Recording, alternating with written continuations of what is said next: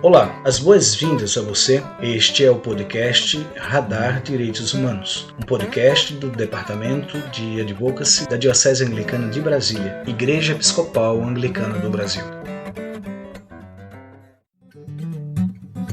Olá pessoal, me chamo Rodrigo Piuca, sou clérigo da Diocese Anglicana de Brasília e falo em nome do Departamento de Advocacy da nossa Diocese. Dou as boas-vindas a todas e a todos vocês para o nosso episódio do podcast Radar Direitos Humanos, onde teremos a oportunidade de aprender um pouco mais e de conversar a respeito das relações entre a nossa Igreja Episcopal Anglicana do Brasil e os direitos humanos. Eu converso hoje com a professora doutora Gilles Rees, que é professora na Universidade Federal de Goiás, na Faculdade de Letras. E a professora Gilles é também membro da Paróquia Anglicana São Felipe, no município de Goiânia, em Goiás. Nós vamos conversar a respeito de decolonialidade e direitos humanos. Professora Gilles, é uma grande alegria ter a senhora conosco aqui no podcast Radar Direitos Humanos da Diocese Anglicana de Brasília. Seja bem-vinda. Obrigada. É um prazer estar aqui também.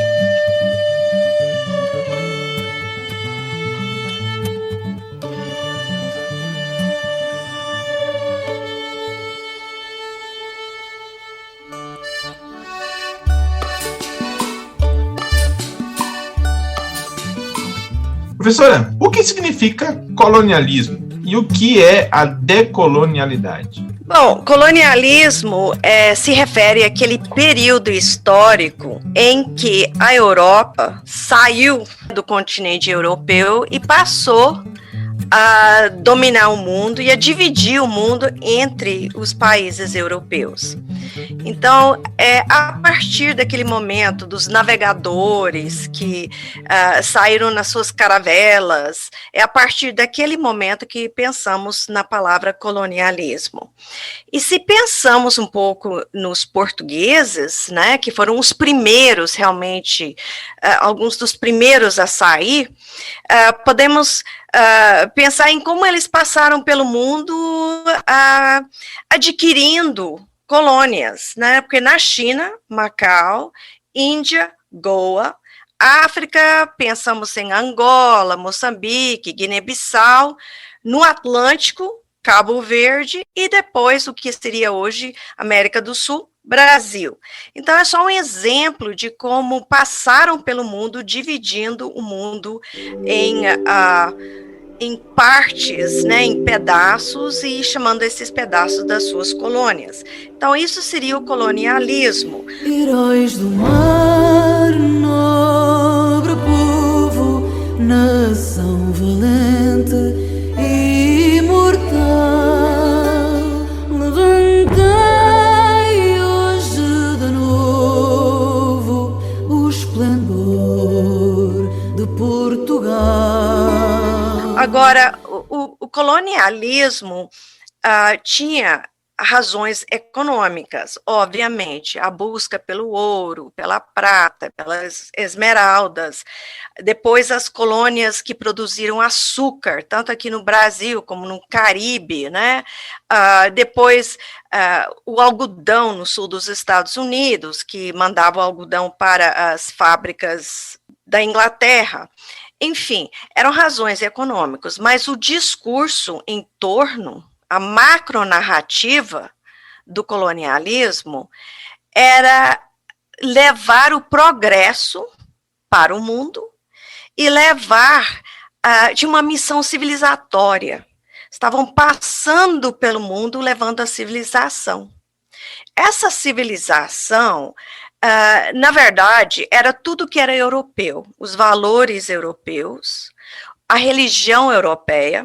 Agora, a religião europeia era o cristianismo. O cristianismo, obviamente, no seu início, nas palavras de Cristo, não tinha nada a ver com a Europa, né? É um judeu da Palestina, mas ao chegar na Europa, foi transformada numa religião europeia com todo aquele arcabouço de que era a única fé que valia a pena e etc., e foi levado também junto com os colonizadores. Então, nós temos essa missão civilizatória, e tem um poema na língua inglesa, de 1899, do poeta Rudyard Kipling, que é chamado The White Man's Burden, que é o fardo do homem branco. Então, lembrando que no século XIX, antes de falar um pouquinho do poema, lembrando que no século XIX nós temos o Império Britânico, né, que é o grande poder do século XIX, espalhado pelo mundo, e que tem a música Rule Britannia, que fala também, e tem a ideia de que o sol nunca se põe sobre o Império Britânico. Então, onde tiver o sol a pino, tinha alguma colônia do Império Britânico. E é nesse contexto que Rudyard Kipling escreve o seu poema The White Man's Burden, o fardo do homem branco, e ele está se dirigindo aos Estados Unidos, chamando os Estados Unidos para entrar nessa missão civilizatória também.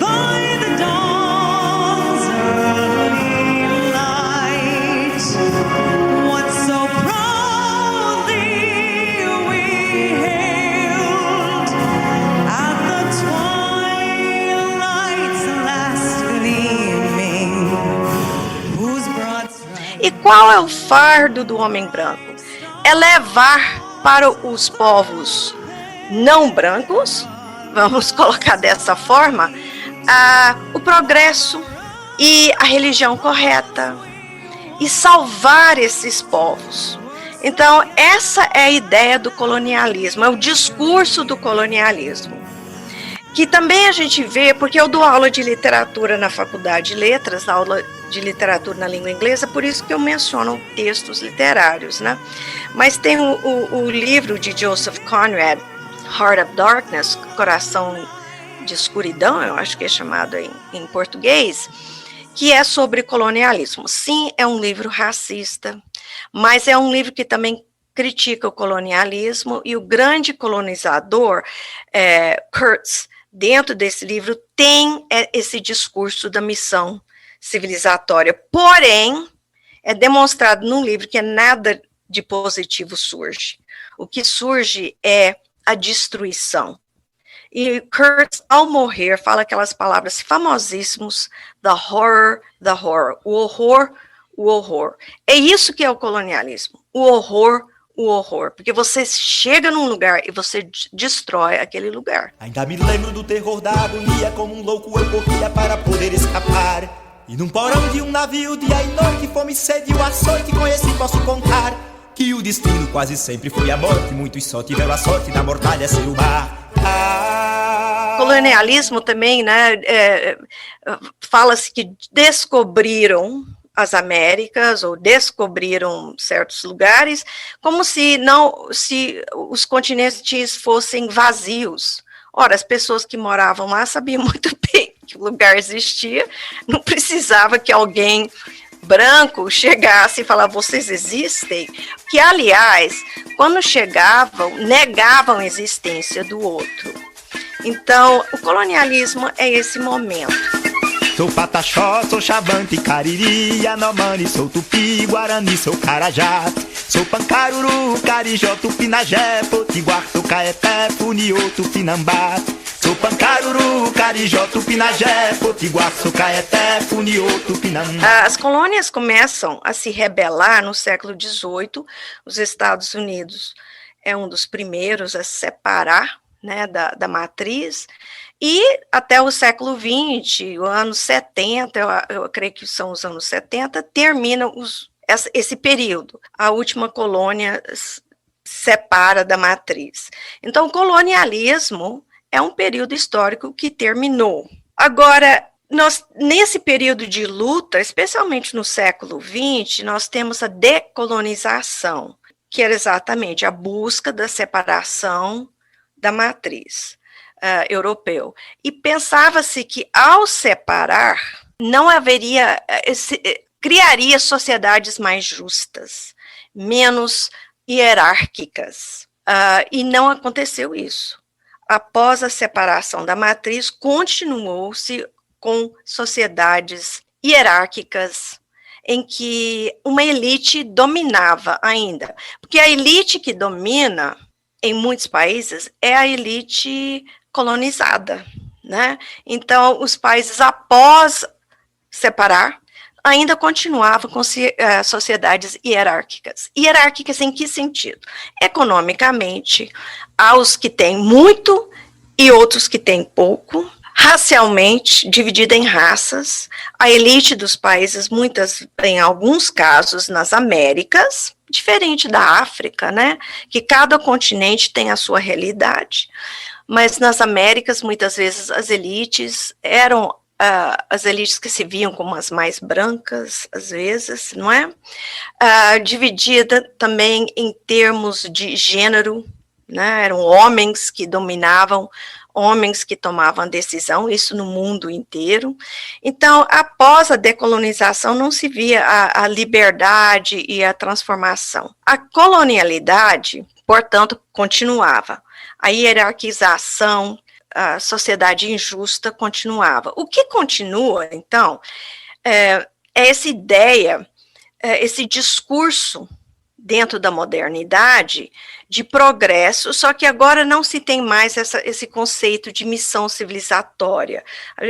Poderíamos dizer que esse conceito de missão civilizatória que acontecia no colonialismo, agora é substituído pela ideia de desenvolvimento. Então, os países buscam esse tal de desenvolvimento.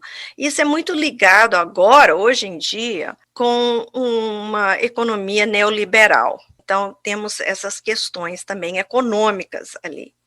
Então, o que podemos dizer?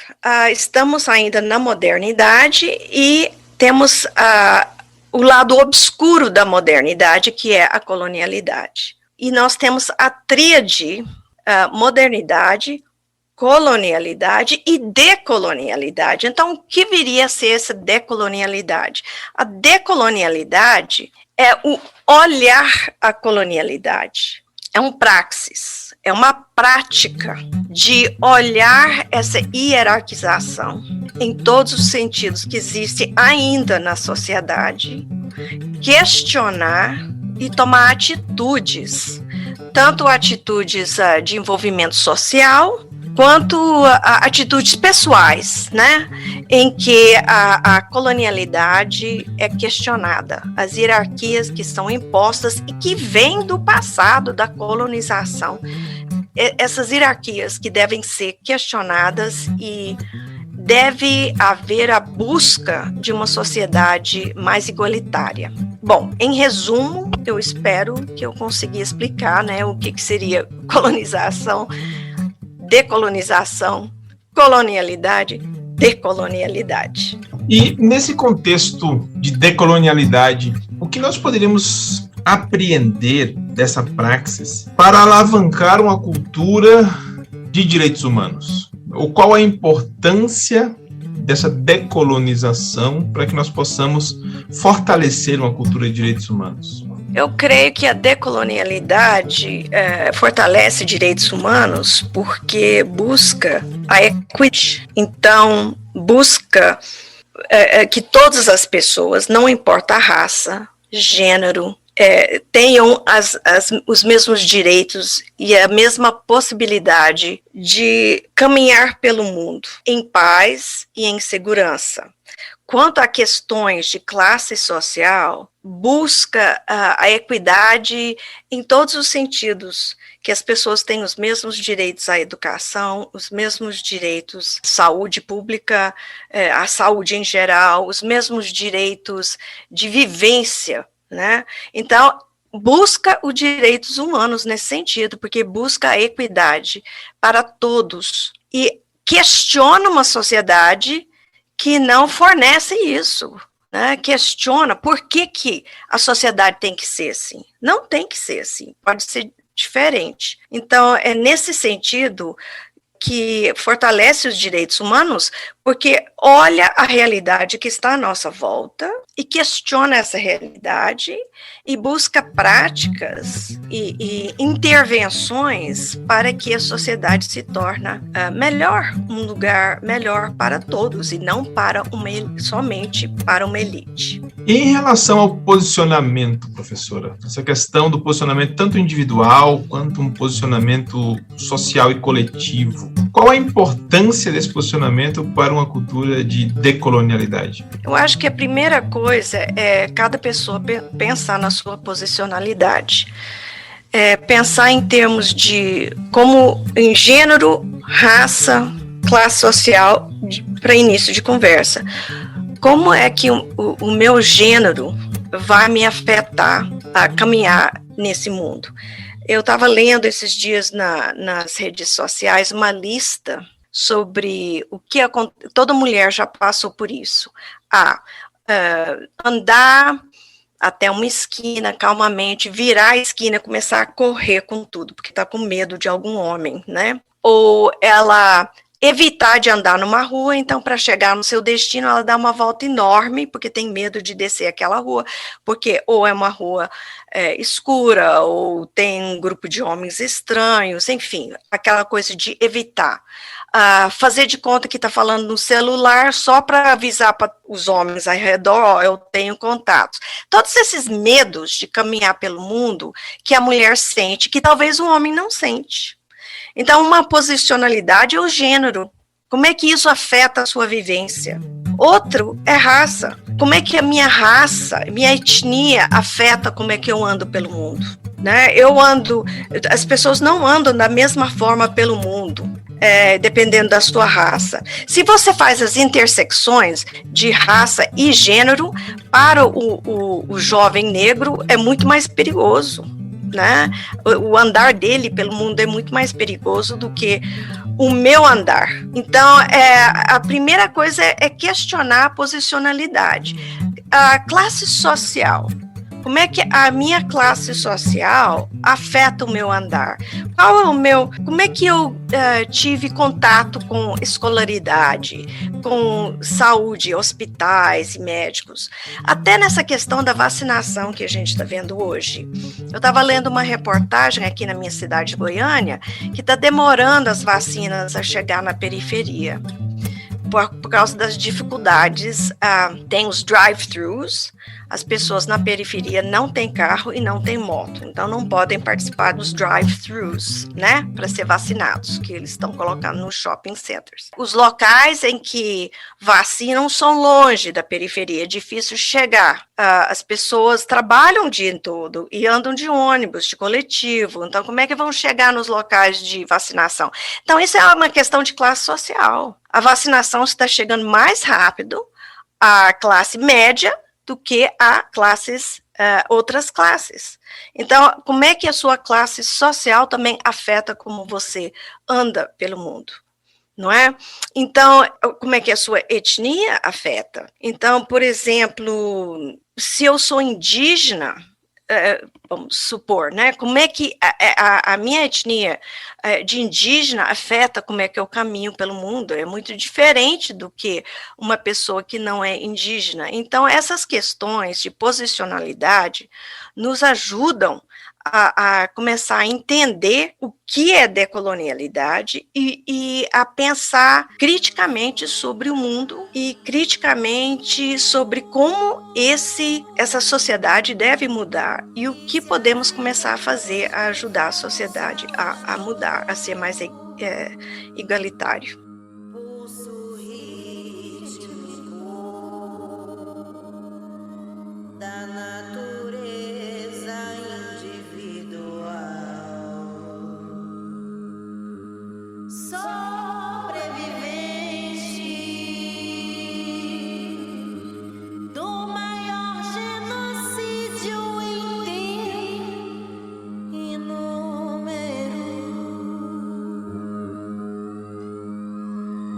Compartilhamos o alimento e o conhecimento da mata, sobrevivendo ao estudo em mais formas do que você conhece. Eu vejo os pássaros cantando e me pergunto, será que um dia eu vou cantar assim também? Será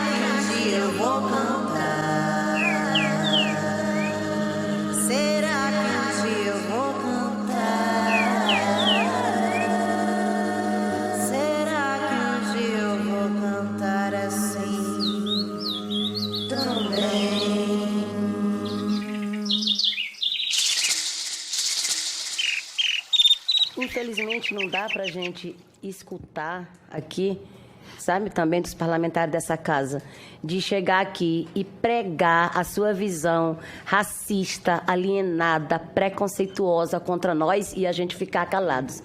Porque a sua fala, senadora, a sua fala aqui retrata muito bem o pensamento mesmo que tem esse setor ruralista que compõe a Câmara e o Senado, que quer a qualquer custo, flexibilizar a legislação ambiental para poder explorar os territórios.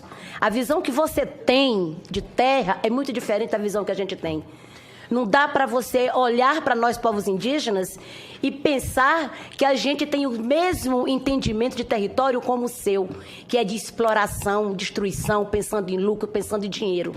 Não é esse o entendimento nosso. Para nós o território é sagrado, nós precisamos dele para nós existir. E vocês olham para a terra indígena e chamam de terra improdutiva. Nós chamamos isso de vida. O mundo inteiro está preocupado com o aquecimento global. O mundo inteiro está discutindo efeitos das mudanças climáticas. O mundo inteiro está pensando formas de reduzir a emissão de gás carbônico para poder garantir que a gente tenha um equilíbrio do clima. E aqui no Brasil, é bem mesmo a cara desse governo truculento, de querer o tempo todo aqui agora autorizar a entrega desses territórios para exploração, porque não pensa na vida, só pensa em dinheiro, só pensa em lucro. É uma ganância para atender o capitalismo. Nós não. Nós defendemos a vida, nós defendemos nossa identidade e nós vamos derramar até a última sangue, a última gota de sangue, para defender nossos territórios, para garantir a existência de nossos povos. Nós não vamos entregar isso fácil para essa ganância do agronegócio. Você não pode dizer que nós já temos 13%, tá bom, não tá. Nós temos gente no Nordeste que está lá na beira da estrada em retomadas porque as suas terras foram entregues para fazendeiros no período da ditadura. Foi entregue pelo Estado. Os territórios indígenas hoje regularizados não são nossos mesmo, não. Não são nossos. É da União, sim, mas é usufruto exclusivo dos povos indígenas. E nós temos essa responsabilidade de zelar, não porque é obrigatório, mas porque é a nossa relação, que naturalmente é essa. É sustentabilidade, é uso sustentável, porque é respeito com a mãe natureza. A gente respeita. E a terra está gritando, a terra está pedindo socorro, e vocês não estão escutando. Vocês não estão vendo os sinais das chuvas, das secas, dos vulcões, dos furacões, vocês não estão vendo.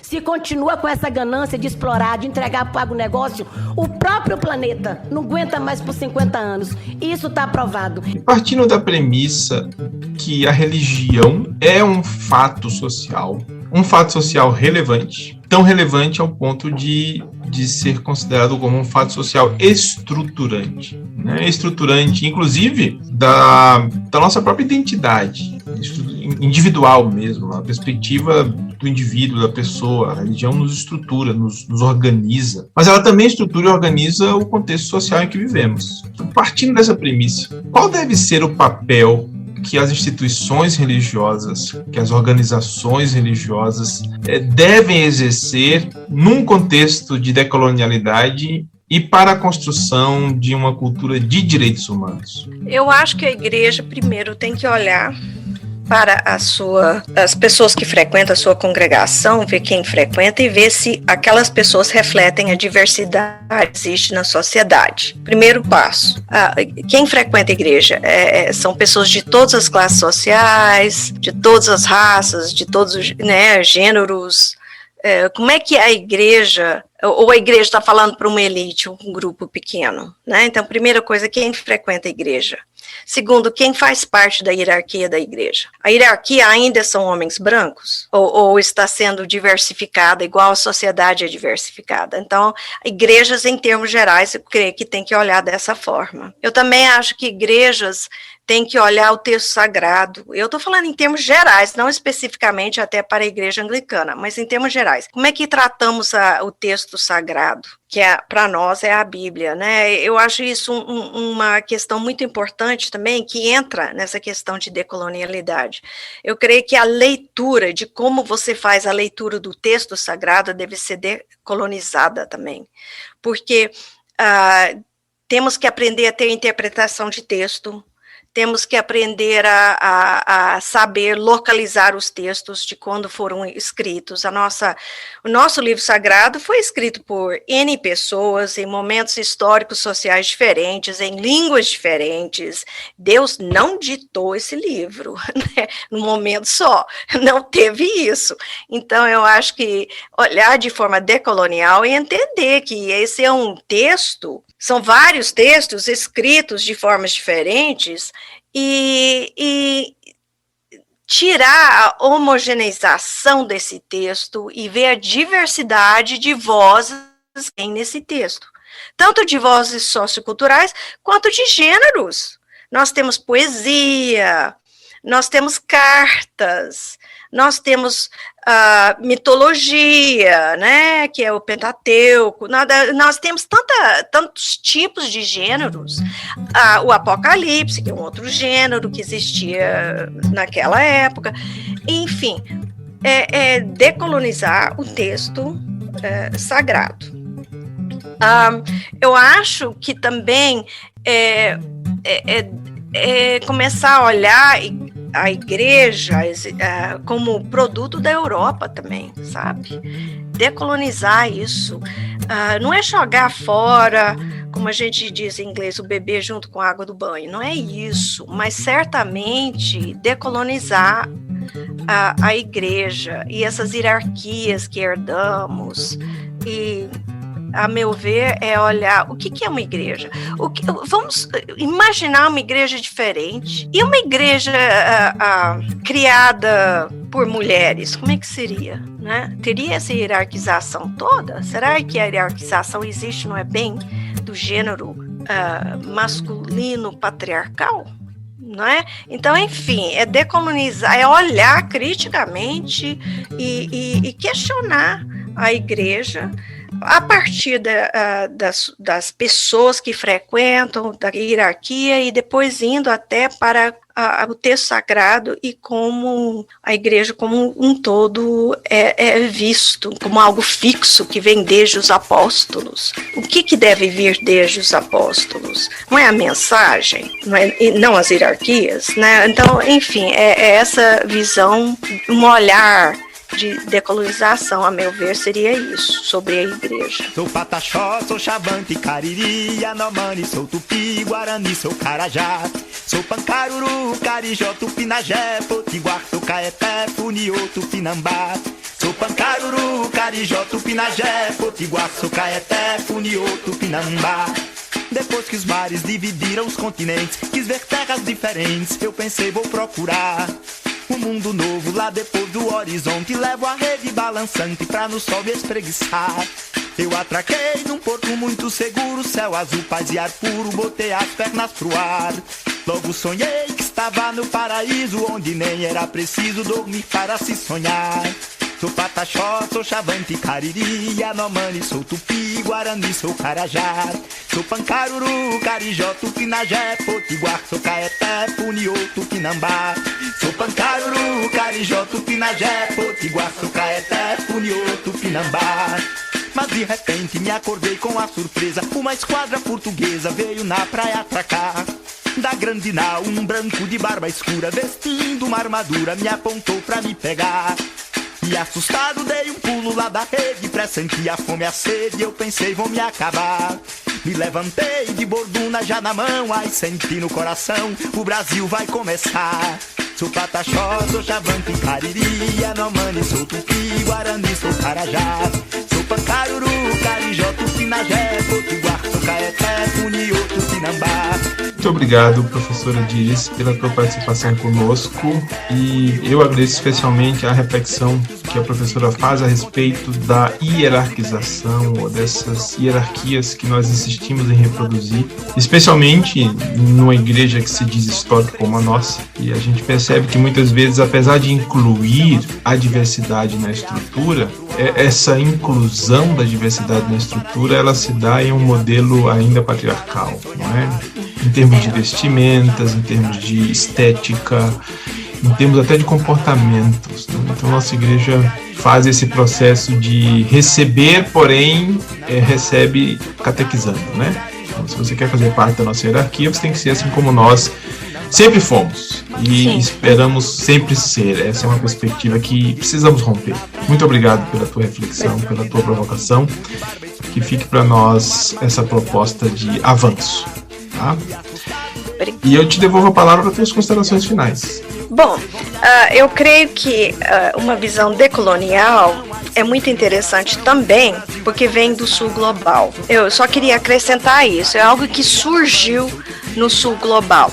Como nós estamos aqui na América Latina, eu acho interessante a gente pensar decolonialmente, porque os pensadores da decolonialidade são em grande parte da América do Sul. Então nós temos pessoas, iniciou, né, com Aníbal Quijano, o peruano, nós temos Walter Mignolo, o argentino, nós temos Catherine Walsh, que é americana, mas passou a vida dela toda no Equador, nós temos Maldonado Torres, de Puerto Rico, nós temos Vera Candal aqui do Brasil, e muitos outros. Então são vozes que surgem da América Latina. E surgiram a partir de movimentos indígenas no Equador, Peru, Bolívia. Então surgiram em grande parte de movimentos sociais indígenas. Tem também as vozes africanas de decolonialidade, tem muitas vozes africanas, e no norte global nós temos muitas vozes interessantes decoloniais que também tendem a ser indígenas.